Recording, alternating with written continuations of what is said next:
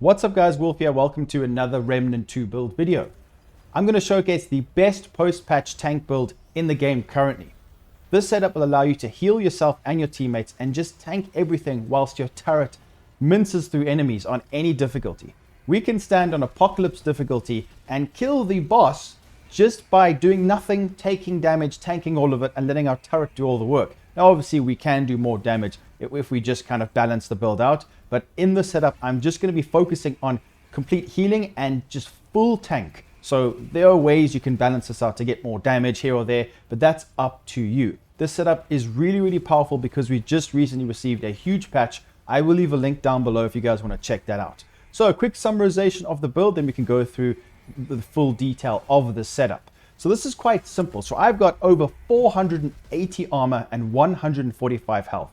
Now I'm going to be using the medic archetype as my prime one. Then the secondary is engineer. These work perfectly together. We are tanky. We can heal ourselves and our teammates. There's a lot of utility. Our turret, whichever turret you choose, can do a lot of damage. The engineer gives us fortify, increases armor effectiveness. That's the trait we get, and triage for the medic. So there's a lot going on here. It works really well together.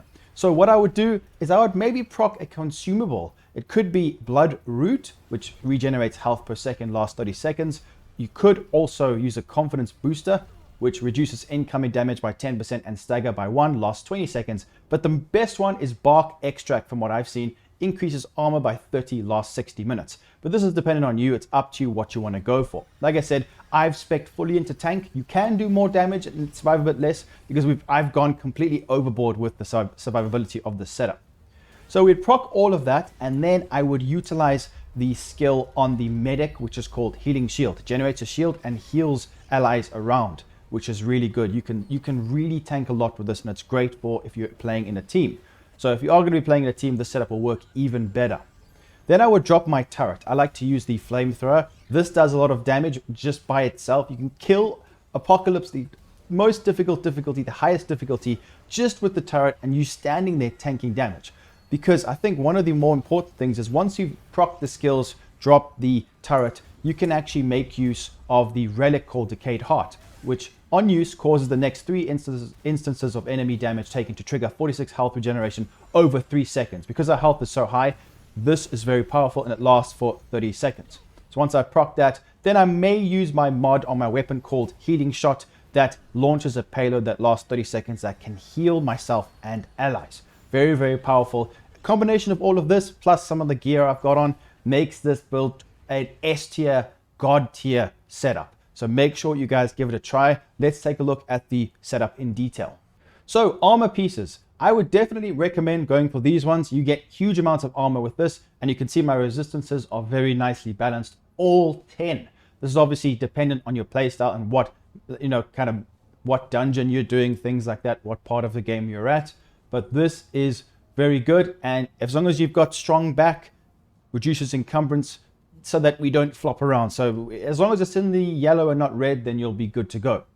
Then the relic I've chosen, like I said before, Decayed Heart. I've got these fragments in there, extra armor, damage reduction, and healing effectiveness. You could change that for something else if you're not playing in a team, but this will be even better in a team situation. So if you're playing by yourself, solo, I can showcase a few changes I would make, so I'll mention them during this video.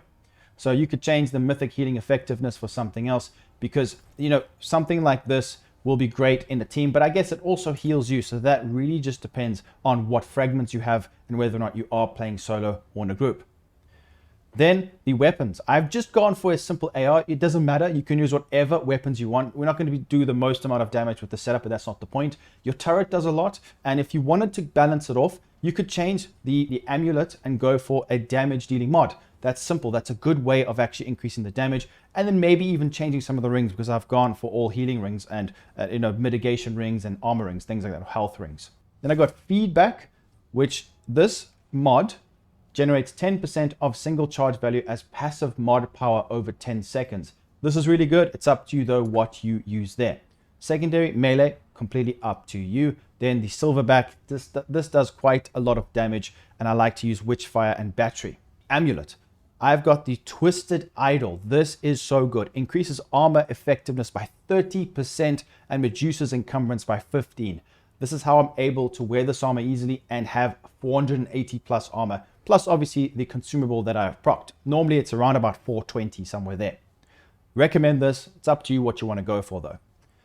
Black Cat Band. When taking fatal damage, instead of dying, the wearer's health will drop to 1 and movement speed will increase by 25% for 10 seconds. 2-minute cooldown.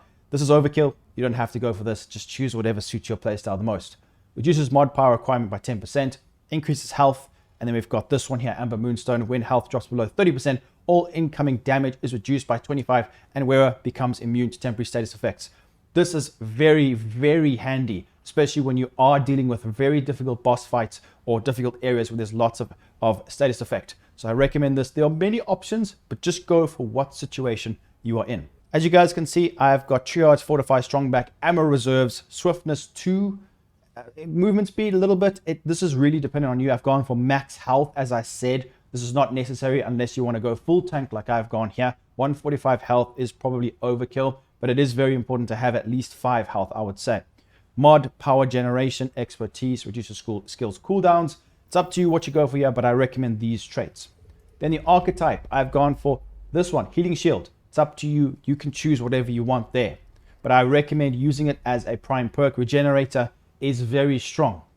Then the Engineer, I like the Flamethrower, but any of these are good. I do put on this Impact Cannon, and sometimes I hold it. It depends what, if it's more longer ranges, then I will hold it. But if you put this down, it does AoE damage to enemies all around you, which is great for quite a lot of enemies in a mob.